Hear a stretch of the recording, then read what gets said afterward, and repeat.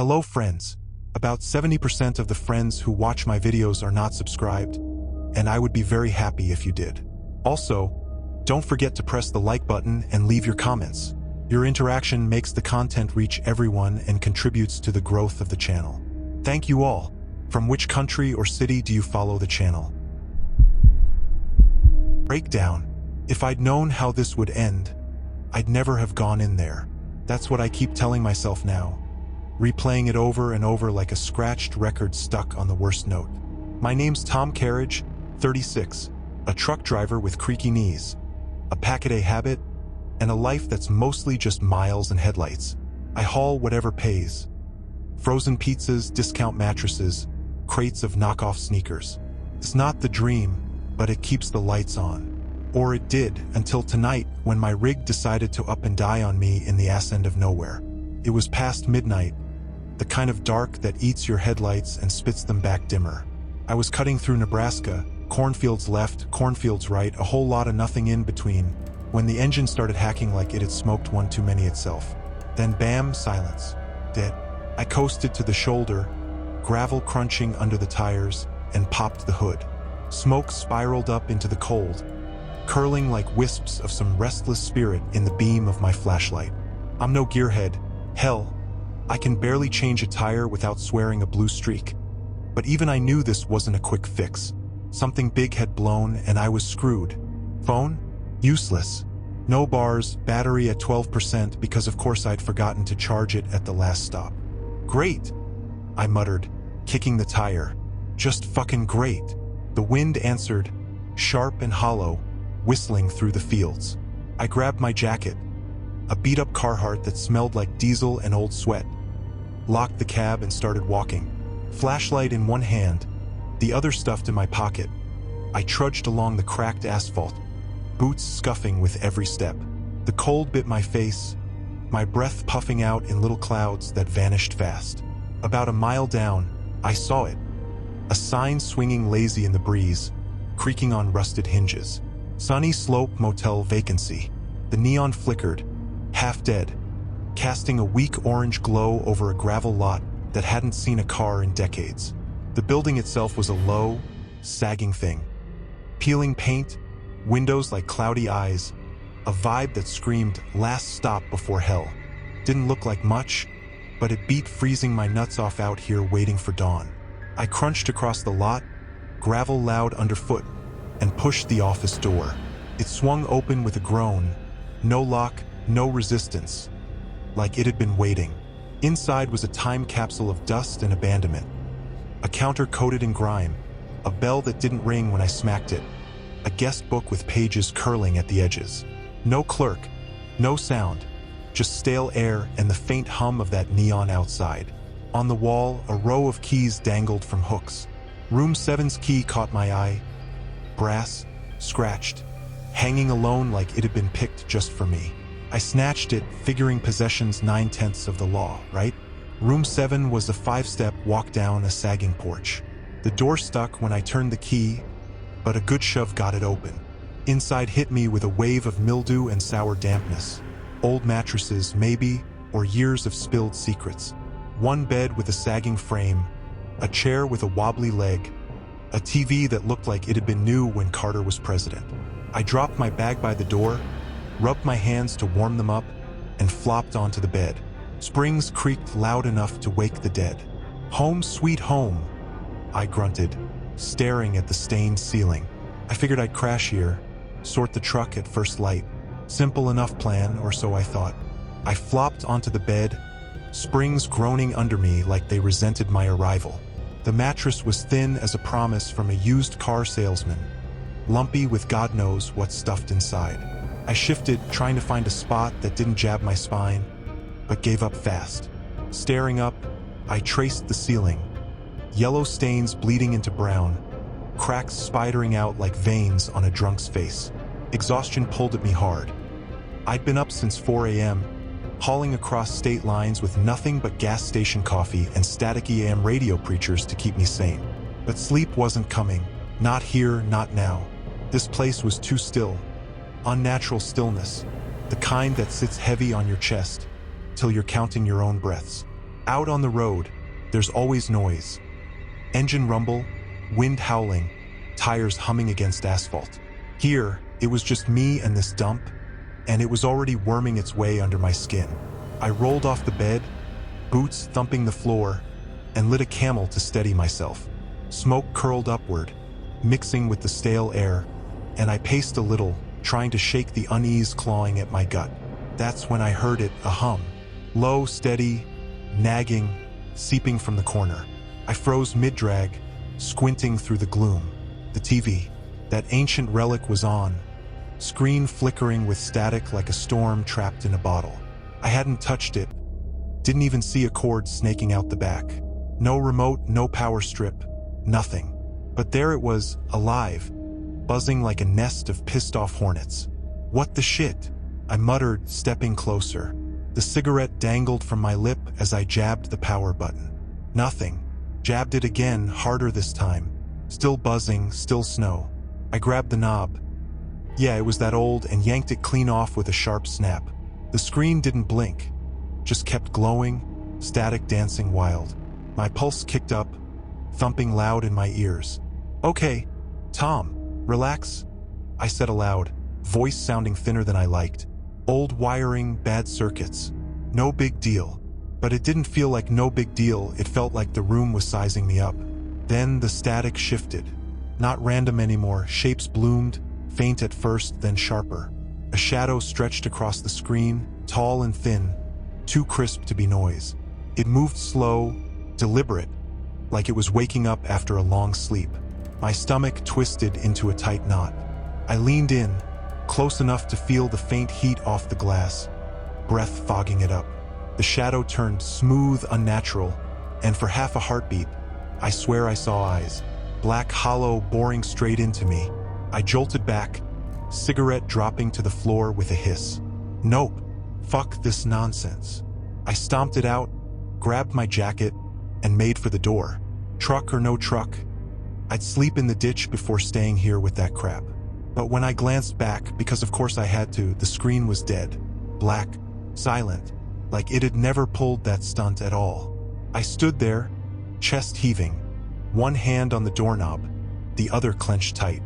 "You're losing it, man," I told myself, dragging a hand down my face, stubble rasping under my palm.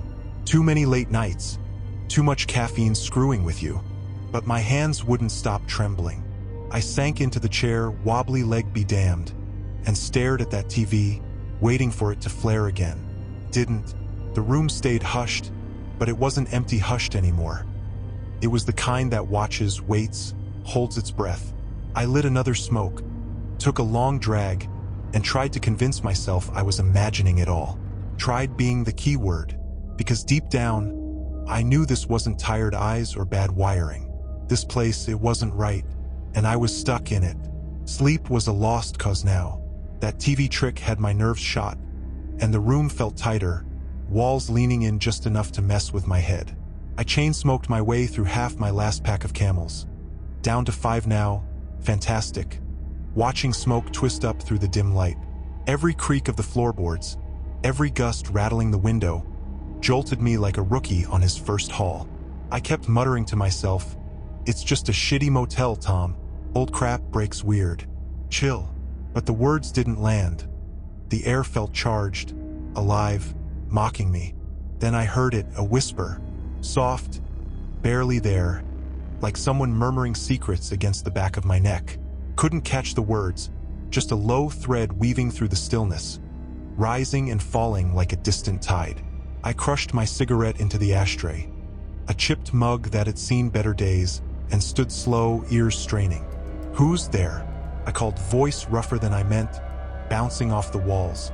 No answer, just that sound, tugging at me, pulling me out. I grabbed the flashlight, flicked it on, and swept the beam around. Bed still sagging, chair still wobbly, TV still dead, or playing dead. I didn't trust it. The murmur grew, not louder but sharper, honing in. I stepped into the hall, carpet muffling my boots, and the cold hit me hard. Keener out here, seeping from the walls like they were exhaling it. The noise wasn't fixed to one spot. It danced, slithering off the peeling wallpaper, wrapping around me tight. Down the hall, a table slumped against the wall, piled with junk. A rotary phone with no cord, a stack of newspapers crumbling to dust. I grabbed one, brittle, yellowed, dated July 12, 1972. Headline punched me cold. Third trucker vanishes near Route 81. I skimmed it fast. Hal Carter, 34. Last seen at a motel off this lonely stretch of Nebraska highway. Description nailed this dump. Low building, faded sign, gravel lot. Last stop before nowhere. The paper called it, and my guts sank lower with every line. The whispers sharpened, loud enough to snag a piece. Tom, my name, soft but certain, like a kid calling from another room. I dropped the paper, flashlight trembling in my grip. Who's there? I barked again, spinning around, beams slicing the dark. Nothing but my own echo, hollow and mocking. The light caught the walls, and shadows flickered, darting too quick to be mine, slipping out of sight. I stepped back, heart slamming hard enough to bruise, the cold clawing up my spine like icy fingers. I wasn't alone. I couldn't prove it, couldn't see it, but I felt it. Something here knew me, knew my name, and it wasn't the wind or my head screwing with me. I backed toward room 7, flashlight steady ahead, waiting for whatever was out there to show itself. Didn't. The whispers faded, leaving me with that newspaper crumpled on the floor and a sick twist in my stomach that wouldn't quit. Hal Carter vanished here. 2 others before him, gone without a trace. And now me, stuck in this trap with my name floating on the air like bait on a hook. I shut the door behind me, bolt sliding home with a weak clack, and leaned against it, catching my breath. The room was still, too still, but that echo of my name lingered, soft and accusing, rattling around my skull. I lit another cigarette, hands unsteady, and stared at the walls, smoke curling up slow. Whatever this place was, it wasn't just some rundown motel anymore. It was awake, aware, and it had my number. I exhaled hard, ash falling, and wondered how long till it dialed. I locked the door, but that flimsy bolt didn't promise a damn thing. My hands were steadying. 2 cigarettes in 10 minutes will do that. But my head was a mess, thoughts tumbling like drunks in a bar fight, whispers calling my name. A newspaper about missing truckers? I'd laugh if my chest wasn't knotted tight. I paced the room, boots scuffing the damp carpet, trying to stitch it together. Maybe I'd misheard. Wind through a crack, my tired brain filling in blanks. Maybe that paper was just some old rag, coincidence piled on coincidence. But that TV hum still buzzed in my memory, and deep down, I knew I wasn't imagining squat. The shadows kicked it off this time. I caught them from the corner of my eye, sliding across the walls, slow and slick, like grease oozing from a busted pipe. I aimed the flashlight at the window. Moonlight trickled through the blinds, weak but steady, no breeze to stir it. No reason for those shapes to bend and twist like they were reaching out. I stopped pacing, breath catching, and watched one peel off the wall, long, jagged, swaying like it was alive, testing the air. "All right, you son of a bitch," I growled, stepping closer, flashlight gripped tight. "Show yourself." It didn't, just hung there, taunting me, then snapped flat when I blinked, like it had never budged. I swung the beam around, nothing out of place, just the bed, the chair, that dead TV mocking me from the corner. "Fuck this," I muttered, turning away, ready to write it off as nerves fraying thin. That's when I saw it, the photo, on the nightstand where nothing'd been minutes ago. Black and white, edges curled like it had been stashed in a damp attic for decades. 2 kids by a lake, fishing poles slung over their shoulders, grinning like the world was theirs. Me and Jake, 8 and 10, summer of '97, the day before it all went to shit. My chest crumpled, a dull ache blooming fast. I hadn't seen that picture since the funeral. Buried it with his tackle box and the pieces of me that broke that night. I picked it up, fingers numb, glass cool against my skin. The whispers flared again, softer, nearer. "You left me." Jake's voice, small and fractured, the way it sounded on that icy road. My throat locked up, Guilt crashed in, heavy and relentless, dredging up the crash. Me driving pissed, him begging to tag along. The skid, the plunge, the water swallowing us whole. I dropped the photo, glass shattering loud against the floor, and the room turned frigid, sharp, marrow-deep cold that stole my breath. "Jake!" I choked out, spinning around. Shadows swelled, flooding the walls like a tide of tar, and the whispers turned to static. "You left me?" Looping tighter, louder. I stumbled back, flashlight jittering, catching my reflection in the window. Wild-eyed, pale, a man who'd run too long. But behind me something shifted, taller, thinner, not my shape. I whipped around. Nothing there, just the bed and that busted photo staring up. Jake's grin split by cracks. I sank to my knees, hands in my hair, breath fogging fast. "I didn't mean to," I rasped, voice splintering. "I tried, Jake. I swear I did." The cold pressed harder, shadows curling closer, and his voice sliced through. "You left me." Clear now, right at my ear. I jolted up, swinging the flashlight like a bat, beam slashing the dark. Empty, just me and his echo clawing up 20 years of buried wreckage. The photo lay there, his face peering through the shards, and I couldn't look away. That night, he'd been buzzing, bouncing in the passenger seat, singing off-key to some twangy song on the radio. I'd snapped at him to shut up, head pounding from cheap beer, eyes half on the road. Then the ice, the spin, the lake. I'd walked away, soaked, shaking, alive. He hadn't. And now this place, this goddamn motel, was dragging it all back, shadows and whispers tearing open scars I'd patched with miles and lies. I couldn't shake it.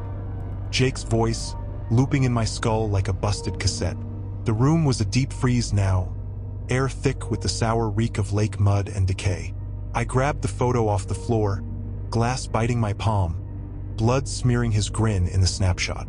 That day, he'd hooked a perch, hooped like he'd struck gold. I'd smirked, called it a runt not worth keeping. 24 hours later, he was gone, and I was left with a void I'd been stuffing with whiskey and road dust ever since. The whispers cut off, snapped silent, and the stillness hit harder, pressing on my ribs. I looked up, slow, dreading it, and there he was in the mirror. Jake, 10 years old, pale as a corpse, dripping wet. His hair clung to his skull, lake water streaming down his face, pooling on the floor inside the glass. His eyes, black, endless pits, locked on mine, unblinking. Jesus Christ! I staggered back, tripping over the chair, crashing hard to the carpet. He didn't move, just stared, small and still, like he'd been waiting there all along. Water seeped from the mirror, slow and impossible, soaking the floorboards with a dark stain that crept toward me. My heart slammed so fierce I thought it had burst. "Jake, I'm sorry," I croaked, throat raw. "I didn't mean." His head jerked, sharp and wrong, like a marionette with snapped strings. The mirror rippled, glass warping, and he stepped closer, pressing against it. His mouth opened.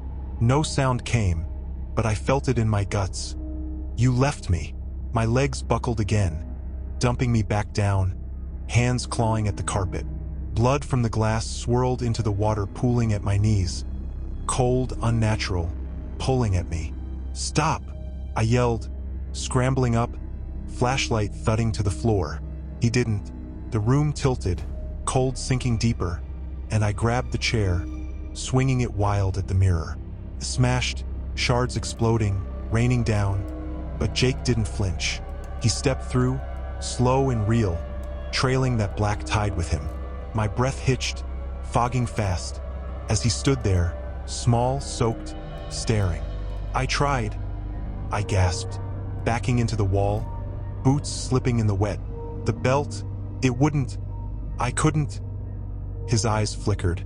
Not anger now, just empty, hollowed out by 20 years under the lake. The water hit my boots, numbingly cold, and his voice cut through. "You lived?" Soft, final, like a door slamming shut. I slid down the wall, hands over my face, photo cutting deeper into my palm. He was right. I'd walked away, lungs burning, legs trembling, while he sank. And now he was here, dragging me back to that night, pulling me under with him. I sat there, shaking. Jake's shape burned into my vision even after he faded. The water kept spreading, silent, steady, soaking the carpet a deep, inky black. My hands trembled, blood dripping from the glass still clenched tight in my fist, mingling with the damp. I couldn't stay. Not with him, not with this place twisting tighter around me. I lurched to my feet, legs unsteady as a drunk's, and yanked the door open. I had to get out, truck or no truck. I'd claw through the corn if it meant escaping this nightmare. The hallway stopped me dead. It wasn't right. Too long, stretching past where the motel's walls should have ended. Doors lining both sides like a predator's grin. What the? I muttered. Flashlight beam bouncing off peeling paint and shadows that bent where they shouldn't. I took a step, then another, counting 10 doors, 12, 15. This place wasn't that big. I'd seen it from the lot, 1 story, maybe 8 rooms max. I spun back, room 7 was gone. Just more hall, endless, curving into itself like a snake swallowing its tail. Panic surged, hot and sharp, clawing up my throat. I ran, boots splashing through shallow water that had trailed me out here, flashlight swinging wild. The corridor twisted, doubling back, dumping me where I'd started. Same crooked table, same pile of junk. That hum was back. Low, mean, rattling my teeth. I grabbed a doorknob at random, room 3, and shoved inside. Same setup. Sagging bed, wobbly chair, cracked mirror. But the nightstand held something new. A notebook, yellowed, half-torn, edges curling like wilted petals. I flipped it open, hands damp with sweat and streaked with blood. Day 4. The halls change. I hear her voice. Why didn't you save me? It knows what I did. No way out. Scrawled fast, ink bleeding into the page. Next entry, day 7. Saw her in the glass. She's closer. Feeds on guilt. My stomach flipped. Same deal I was caught in. Voices, mirrors, guilt like a chokehold. Last line, no date. I'm sorry. Cut off mid-word. Pen dragged into a long, jagged smear. Whoever wrote this didn't make it. The hum spiked. Tom. And the lights flickered, buzzing like a swarm of flies. I bolted, picking doors 5, 9, 12, all the same. Bed, chair, mirror. Water seeping in slow from nowhere, dark and cold. No Jake yet, but he was here. I felt him in the air, thick and heavy, pressing down like a storm about to break. I slammed 12's door shut, leaning against it, chest heaving. The flashlight dimmed, beam flickering weak, and the walls groaned, low, alive, like the motel was drawing breath. I slid to the floor, notebook clutched tight, water lapping at my knees. That line, it feeds on guilt, stuck, gnawing at me. Jake's face in the mirror, his voice in my ear. It wasn't just him. This place was pulling him out of me, twisting the knife I'd buried 20 years deep. The crash flashed again. Tires screaming, glass shattering, water flooding the cab. Jake's yells fading as I clawed my way out, leaving him tangled in the seatbelt. I told myself it wasn't my fault. Ice, bad luck, but the truth was uglier. I panicked, saved my own skin, left him to drown. The lights died, plunging me into dark. Tom! Closer now, right outside the door. I scrambled up, flashlight faltering, and swept it around. Shadows darted, curling like tendrils of smoke. This wasn't just a motel. It was a trap, alive and hungry, and I'd walked right in, dragging my baggage like a fool. I pressed my back to the door, water soaking my jeans, the notebook digging into my ribs where I'd shoved it under my jacket. The halls wouldn't let go. Every sprint dumped me back here, drowning in shadows and that relentless hum. Jake's voice was a splinter in my skull. You left me, and that notebook's words, it feeds on guilt, hammered it deeper. This place wasn't random. It knew me, knew the weight I carried, and it was tearing it out, piece by bloody piece. I closed my eyes, desperate to block it, but the crash roared back, vivid and raw. The wheel jerking under my hands, the ice sending us spinning, the guardrail snapping like dry twigs. Jake's laugh cut off mid-note as we plunged into the lake, cab flooding fast with freezing black water. I'd fumbled his belt, fingers numb from cold and panic, yelling his name while the current pulled at us. He'd screamed, high, terrified, then silence.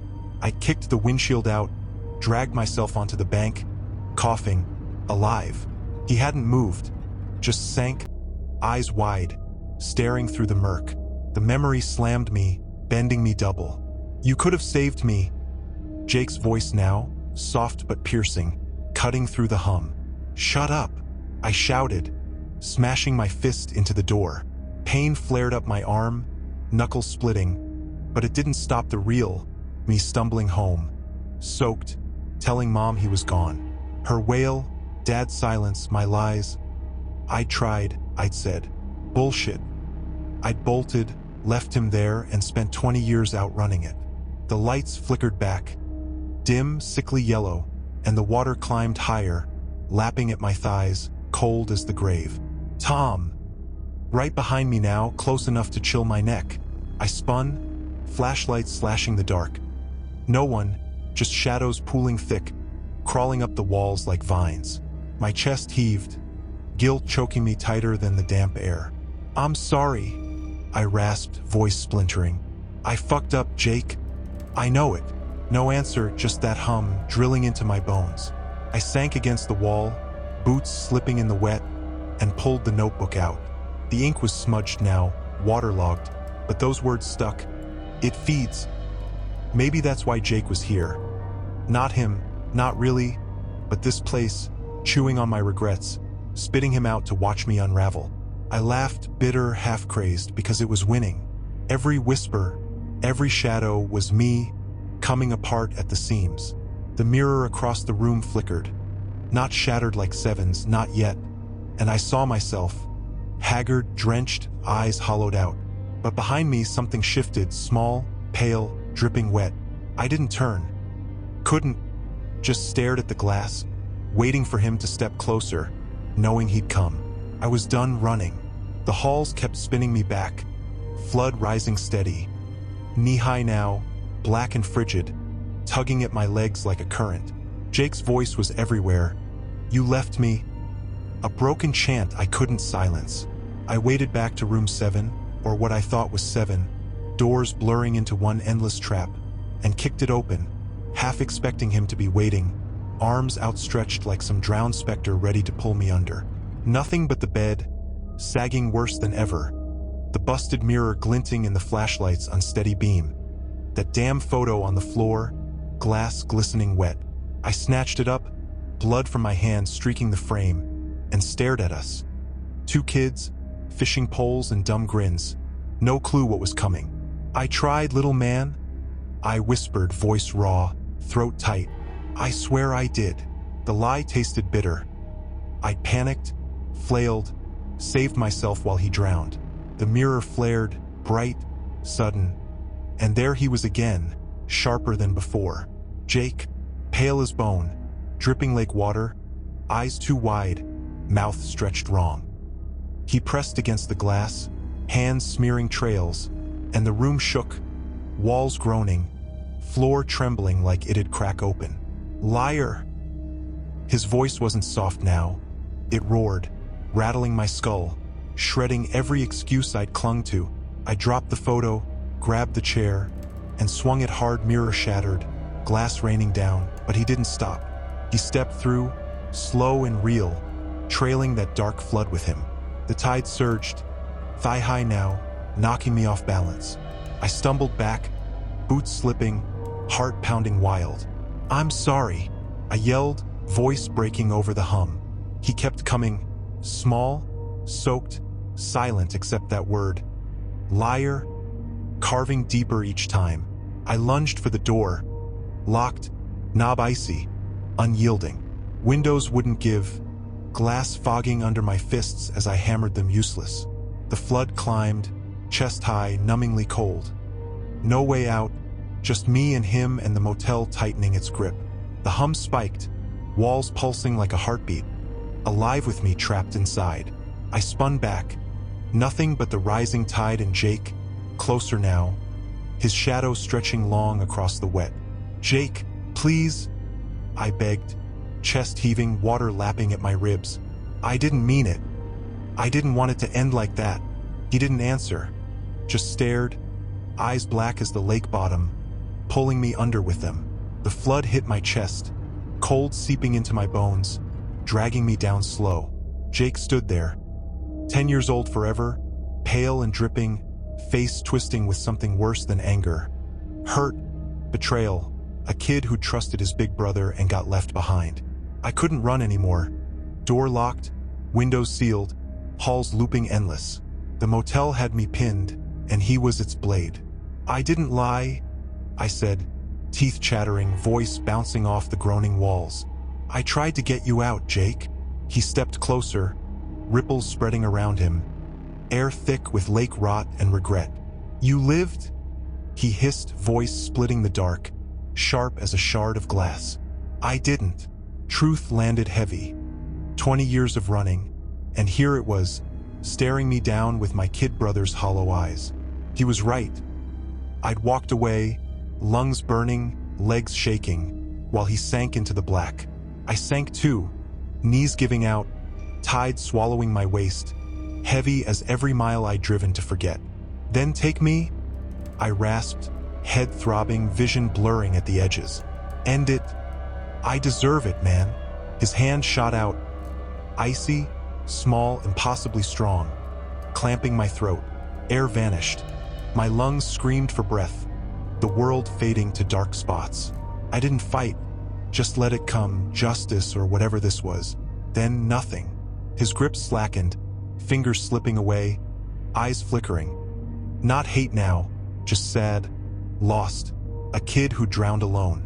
"You're already gone," he said, soft, fading like a whisper on the wind. The tide dropped fast, draining through the floorboards, leaving me soaked, gasping, alive. He vanished, mirror shards glinting empty, room steadying slow. I coughed hard, chest heaving, hands braced on the drenched carpet. Was it over? Had Jake let me go?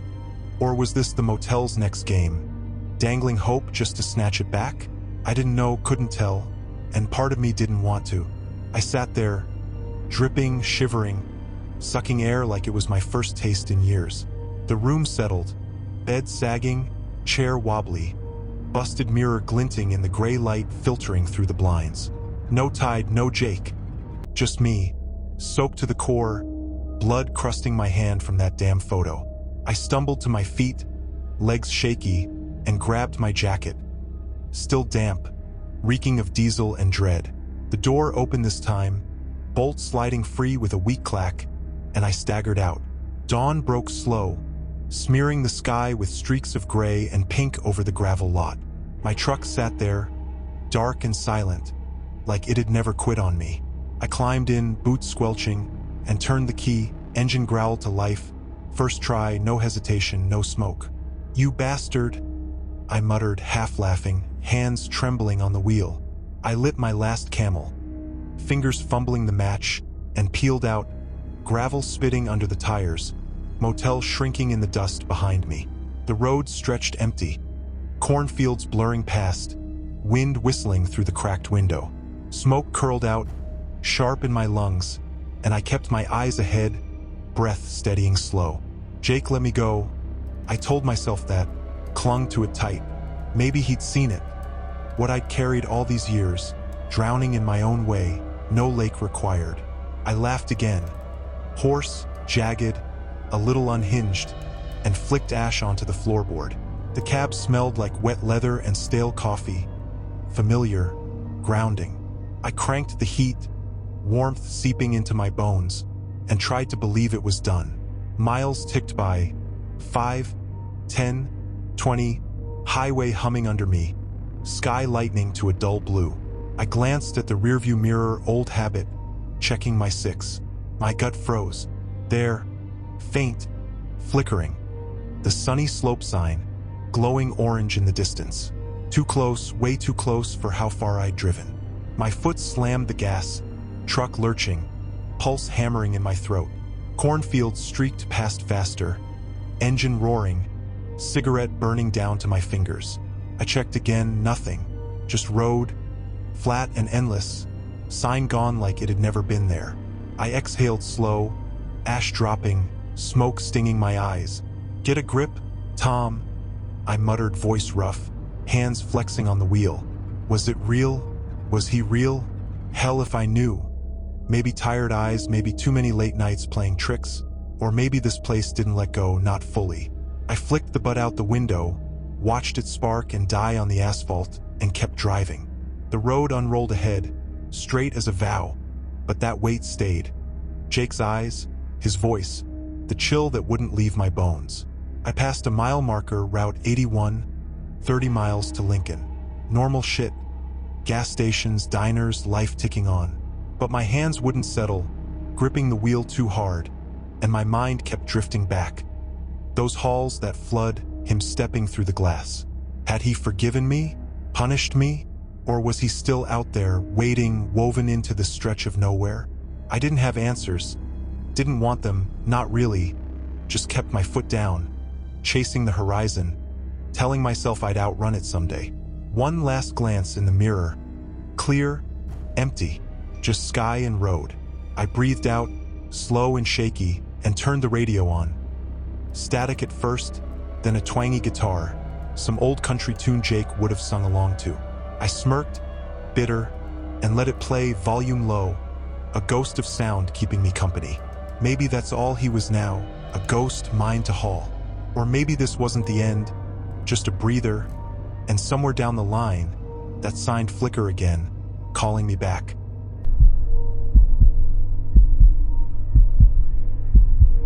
The pickup.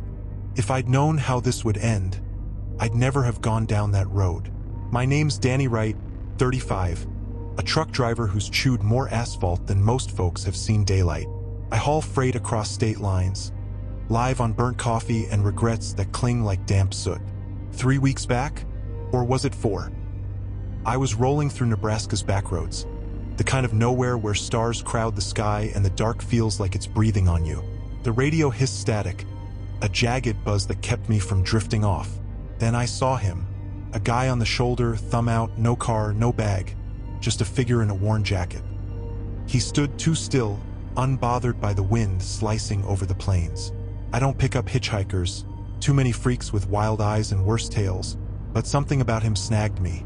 Maybe it was how he didn't flinch, didn't shift, just waited like he knew I'd stop. I eased the rig over, gravel popping under the tires like a warning I ignored. "Need a lift?" I called, leaning out the window. He nodded, climbed in silently. Up close, he was thin, pale, with eyes that trapped the dashboard glow too long. He smelled of damp earth, faint but piercing, like he'd been clawing through wet soil. "Where you headed?" I asked, shifting gears, the engine grumbling awake. "East," he said. His voice scraped low, rough, like it had been raked over coals and left to rust. "Just keep going." We drove in silence for a while. I tried filling it, tossed out chatter about the weather, the roads, anything to cut the quiet. He didn't bite, just stared ahead, hands folded tight in his lap. Then he dropped it, out of nowhere. "You ever hear something you can't explain, Danny?" I laughed, but it wobbled. "How'd you know my name?" "You look like a Danny," he said, lips curling into a sly grin. His teeth flashed, yellow, uneven, chipped like old stone. My gut churned, slow and uneasy, but I brushed it off. Roads full of oddballs, right? Cranked the heat, focused on the yellow lines cutting the night. 20 minutes later, he tapped the dash with a bony finger. "Here's fine." I stopped, dead center of nowhere. No lights, no houses, just fields drowning in shadow. He stepped out, didn't glance back, just walked into the dark like it had called him home. I watched him fade, a silhouette swallowed whole, then drove off. Didn't dwell on it then. Should've. Next morning, I climbed into the cab, bleary-eyed, ready for another haul. Glanced at the passenger seat, saw a smudge of dirt where his boots had rested. faint but there. I hadn't heard him shuffle that much. Hell, I hadn't heard him breathe. Wiped it off with my sleeve, told myself it was nothing. But that grin lodged in my head, a splinter I couldn't pluck out. I should have known. Something was off, waiting to unravel. Next night, I was hauling frozen beef to Iowa. Sky thick with clouds that smothered the stars. That guy's voice kept rattling in my skull. Low, rough, like a blade scraped over rock. I shook it off, sipped my coffee, kept the rig steady on the lonely road. The cab was warm, the engine a constant growl, but I couldn't relax. Felt like I'd left something behind or picked something up. Then it came, a murmur. Danny?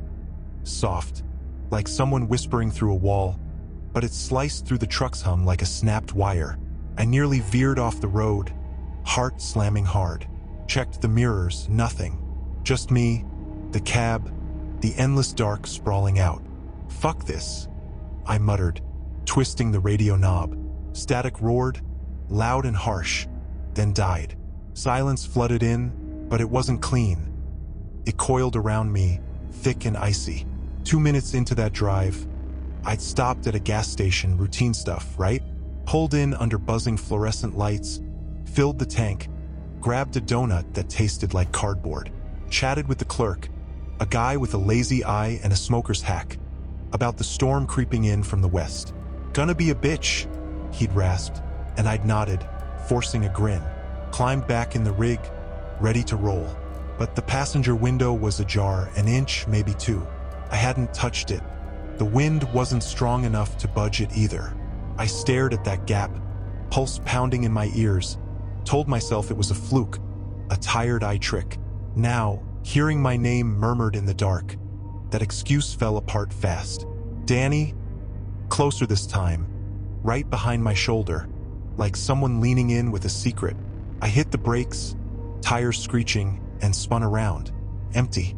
Just the seat, that dirt smudge still there, staring back like it held answers I didn't want. I rubbed my eyes hard, laughed. Too much coffee, not enough sleep. That's it. But the air shifted, turned sharp and cold, like someone had opened a door to a frost I couldn't see. I drove on, knuckles white on the wheel, breath shallow. The murmur didn't strike again that night, but it looped in my head, a scratched record I couldn't stop. By the time I dropped the load in Iowa, I was jumping at shadows, palms slick with sweat. Crashed in a motel off the highway, a dump with thin walls and a flickering neon sign. Figured I'd sleep it off, reset. Next morning, I climbed back in the cab, convincing myself it was over. Then I saw it, etched into the dashboard, faint but jagged, like clawed in with a nail. Keep going. I froze, coffee cup slipping, splashing dark across the floor. Tried scraping it off with my keys, no dice. Just left my fingers trembling, the metal cold against my skin. I'm not crazy. I've hauled through blizzards, dodged drunks in my lane, kept my head when shit hit the fan. But this was burrowing under my skin, and I couldn't claw it out. 3 nights later, I pulled into a rest stop near Lincoln, a nowhere spot with a flickering bulb and a vending machine spitting out dented cans. I needed a break, something to tether me. That etched message, "Keep going," was scorching my brain, taunting me every time I turned the key. I stepped out, boots crunching frost, the air biting my face. Lit a cigarette, hands shaky, the flame jittering in the wind. That's when I saw them. Footprints, not mine. Smaller, narrower, pressed into the dirt by the passenger door like someone had lingered there, waiting. They trailed toward the trees, crisp and sharp, untouched by the breeze howling through the lot. My stomach sank, a slow, sick drop. I followed them a few steps. Dumb, I know, but I had to know, then stopped cold. The dark between those trees wasn't just shadows. It felt alive, dense, like it was watching me with eyes I couldn't spot. I sucked down smoke, ember glowing red, told myself it was some kid messing around. Except no one was here. No cars, no sounds. Just me and those damn tracks. Back in the cab, I locked the doors, fired up the engine. The heater blasted warm air, but it didn't touch the chill snaking up my spine. Then the murmur hit, "Danny!" Louder, jagged, like a blade on glass. I shouted, "Shut up!" Pointless, sure, but it felt good, like I was pushing back. Silence answered, but it wasn't hollow. It pressed against my ears, thick, like water flooding my skull, drowning the world. I drove off, eyes darting to the rear view. Nothing, just road, stretching into the black. But those footprints haunted me, replaying in my mind like a loop I couldn't break. I kept imagining them circling back, waiting at the next stop, pressed into the dirt like a vow. By dawn, I was a wreck, sweaty, wired, flinching at every creak in the rig, pulled into a diner, a greasy spoon with chipped mugs and sticky tables. Ordered eggs, tried to act normal like I wasn't unraveling. The waitress, older, with warm eyes and a smoker's rasp, set the plate down, studying me. "You okay, hon? Look like you've seen a ghost." I forced a grin, wobbly as hell. "Just tired." She nodded, but her gaze held, sharp and knowing. "Well, holler if you need anything. You're shaking like a leaf." I glanced at my hands, trembling, coffee sloshing in the mug. Forced another laugh, but it rang empty, echoing in my chest. She walked off, and I sat there, staring at the eggs, wondering how long I could keep pretending this wasn't real. For days in, and I was still swearing I wasn't losing it.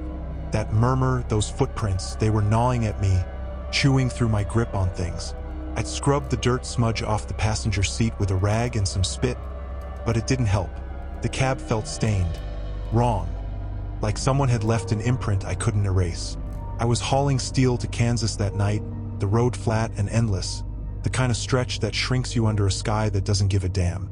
The radio was off. I couldn't stomach that static anymore, the way it hissed like something alive, but it flicked on anyway. A low drone buzzing through the speakers, then a voice, garbled and fractured. "Danny, you remember?" I slammed the power button with my fist. No change. It grew louder, clawing out of the dashboard. "You left me." My breath snagged, sharp and rough, like I'd been gut-punched. I yanked the plug from the dash, ripping the cord loose, still droning, still spitting that voice. I pounded it, knuckles stinging, until it finally quit. Silence rushed in, but it wasn't calm. It was waiting, heavy and dense, like the air before thunder cracks. I pulled over, heart racing, tires crunching gravel. Sat there, staring at the dash, at those scratches. Keep going, glinting under the faint green light. My hands shook, sweat beading on my brow. That voice wasn't random. It knew me, dug into shit I'd buried deep, stuff I'd locked away years ago.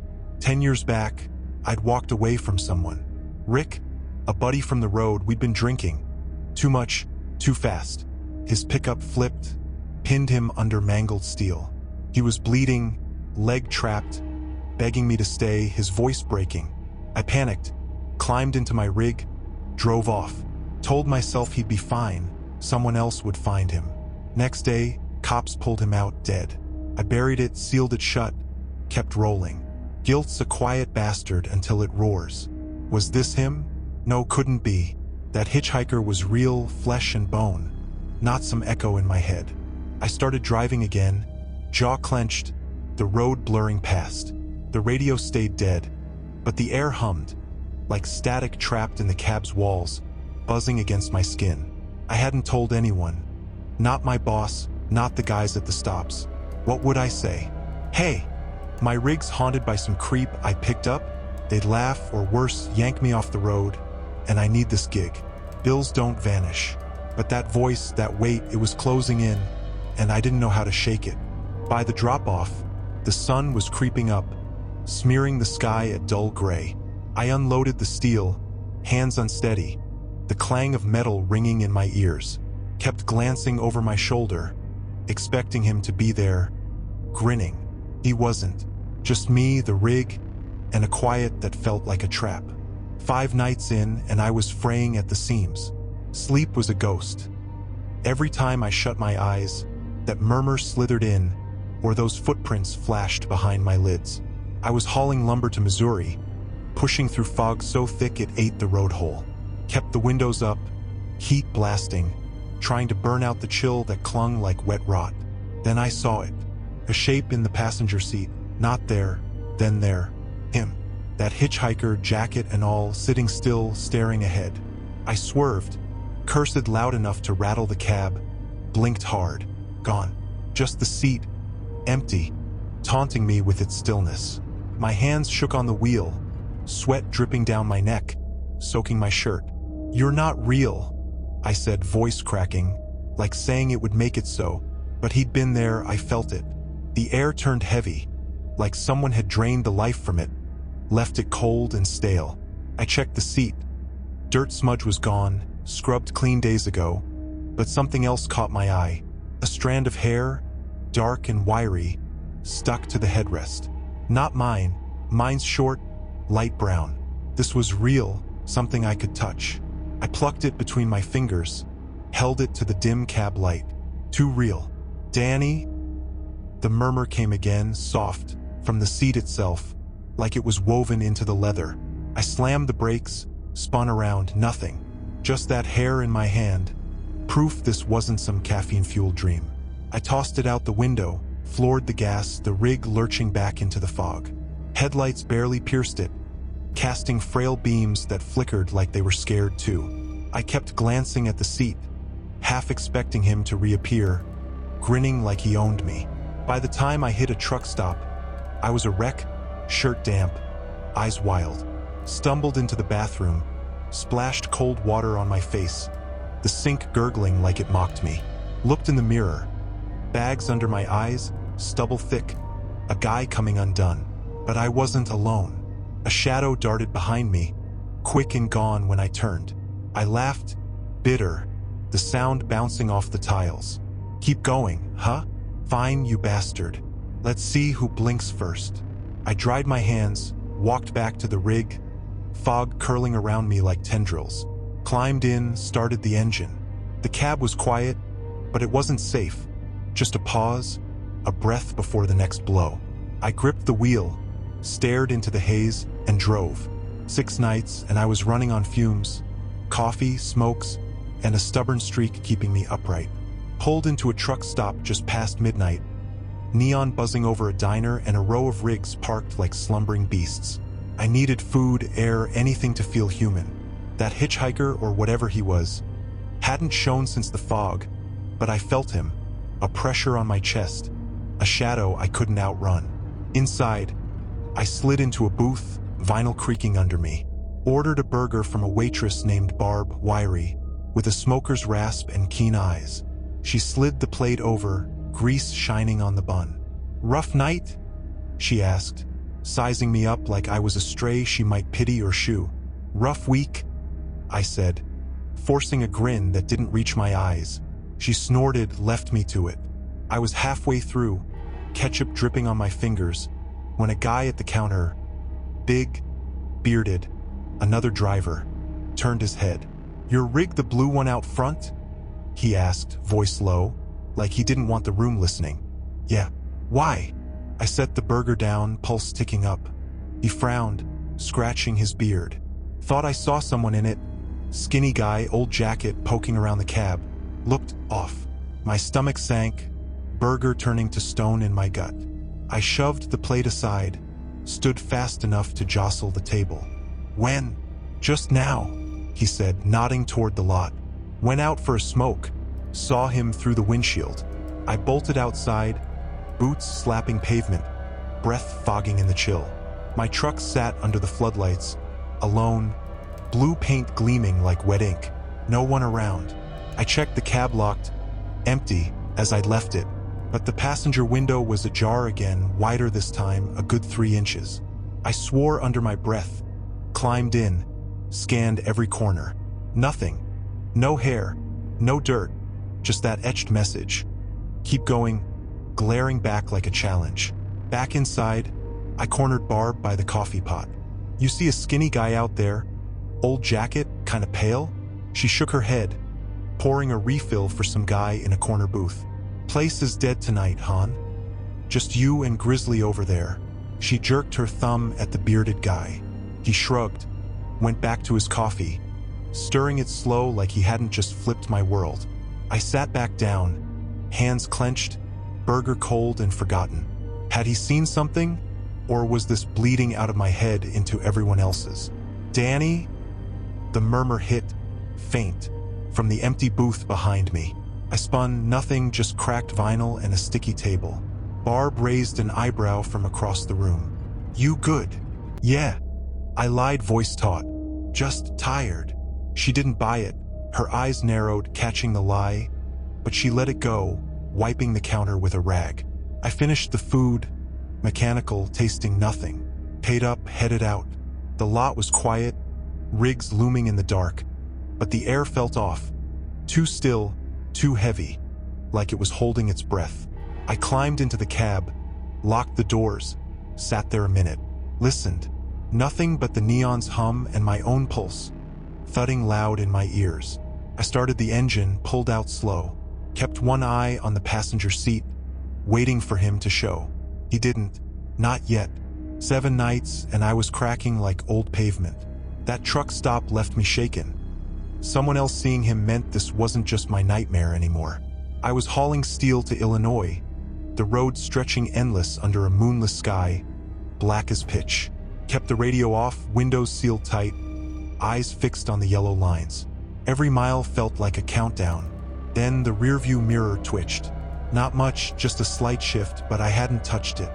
I reached up, adjusted it, and froze. A face stared back, not mine.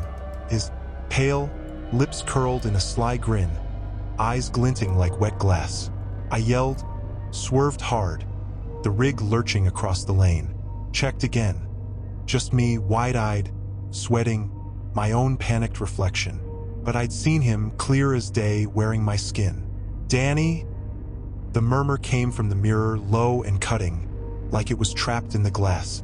I ripped it off the windshield, fingers fumbling, and tossed it onto the passenger seat.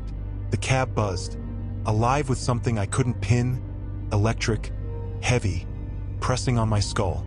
I pulled over, gravel crunching, hands trembling like I'd grabbed a live wire. Picked up the mirror, held it up. My reflection looked off, too pale, too still, eyes too dark. Then it grinned. I didn't. I hurled it out the window, glass shattering on the asphalt, a sharp crack echoing in the night. Drove on, heart pounding, the empty mount glaring back. The cab stayed quiet, but I kept glancing where the mirror had been, half expecting him to crawl through, grinning like he owned me. By dawn, I hit a gas station, a rundown joint with flickering pumps and a clerk glued to his phone. Stumbled into the bathroom, splashed water on my face, the cold biting my skin. I avoided the mirror over the sink. Couldn't look, not after that. Stood at the urinal, eyes down, the drip of water echoing off the tiles. Then I heard it. Another drip, slower, from the sink. Wrong. I turned, reluctant, and saw water pooling in the basin, dark and thick, like it had sat too long. In it, a reflection, him standing behind me, jacket dripping, grinning. I spun, nothing, just cracked tiles, a buzzing light, my own breath rasping loud in the quiet. I backed out, hands wet, heart hammering. Climbed into the rig, sat there a minute, staring at the dash. The scratches. Keep going.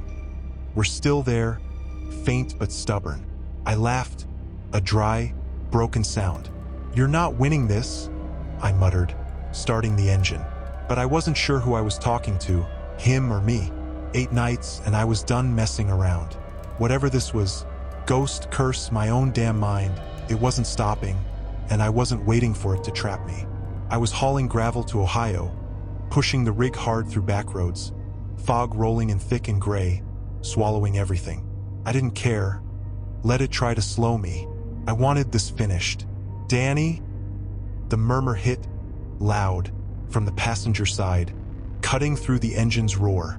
I didn't look, just floored it, tires humming on wet asphalt. The air turned cold, sharp, like blades brushing my arms, my neck. Then the seat groaned, leather creaking slow. I glanced him, sitting there, jacket dark with damp, lips curled in a sly grin, hands folded like he was on a leisurely ride. Real as me, real as the wheel under my fists. "Get out!"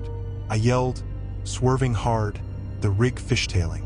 He didn't budge, just stared, eyes glinting, unblinking. I slammed the brakes, grabbed a tire iron from under the seat, swung with everything I had. Nothing. Empty air, the iron clanging against the seat. My hands shook, breath heaving, but the cold stayed, pressing in like a living thing. He was gone, but not really. I drove again, faster, fog blurring the lines, the world shrinking to my headlights' beam. The murmur turned to a hum, low and relentless, vibrating the cab, rattling my teeth. Shadows flicked in the mirrors. Not cars, not trees, just shapes, long and lean, chasing me through the haze. I laughed, wild, unhinged. Maybe I'd snapped, maybe I was nuts. Didn't matter. I wasn't stopping. A sign loomed, bridge ahead, narrow, old wooden planks groaning under the weight. The hum spiked, deafening, and the wheel jerked in my hands. I fought it, cursing loud, but the rig veered right. Headlights caught him, standing dead center on the bridge, still as stone. I yanked the wheel, missed him by inches, the truck skidding, gravel spraying. Stopped hard, jolting me forward. I jumped out, iron in hand, boots hitting the planks, ready to end this bastard. Nothing, just fog, curling slow, the creak of the bridge under me. I checked the cab, empty, silent. But the dashboard scratches were deeper now, carved like wounds, bleeding into the plastic. "Keep going." I stood there, panting, the iron cold in my grip. Looked into the fog. Nothing moved, nothing breathed. But I felt it, a pull, a weight, like the dark was waiting for me to step back in. I climbed into the rig, slammed the door, sat there a minute. The fog pressed against the windows, thick and alive, like it wanted in. I started the engine, pulled off the bridge slow, tires rumbling. Kept the iron beside me, one hand on it, daring him to show. He didn't, not then. But the hum lingered, faint, a vow stitched into the air. 9 nights and I couldn't keep running. That bridge rattled me deep. Whatever this was, it wasn't letting go, and I was tired of dodging it. I pulled into a motel off the highway, a dive with peeling paint and a neon sign buzzing like a dying insect. Locked myself in a room, no driving, no murmurs, just me, a creaky bed, and a bottle of cheap whiskey from a liquor store down the road. I needed to think, to breathe, to face this. The static, the voice, the guilt. It all pointed back, a thread I couldn't sever. 10 years ago, I'd left someone. Rick, a buddy I'd run with when I was younger, dumber. We'd been drinking. Too much, too fast. His pickup flipped on a back road, pinned him under twisted metal. He was bleeding bad, leg caught, begging me to stay, his voice breaking. "Don't leave me, man," he'd pleaded over and over. I panicked, climbed into my rig, drove off, told myself he'd be fine. Someone else would find him. Next day, cops pulled him out, dead, cold, gone. I buried it deep, locked it tight, kept rolling. But that hitchhiker, he knew. Was it Rick? No, too real, too wrong. Something else, wearing his face, dragging up my shame. "Danny?" The murmur hit soft, from the motel window. I yanked the curtains open. Nothing, just black glass reflecting my wrecked face. I downed a slug of whiskey, the burn anchoring me, and paced the room. The walls felt tight, leaning in, the air thick with dust and something heavier. Then the TV flicked on. Static, loud and jagged.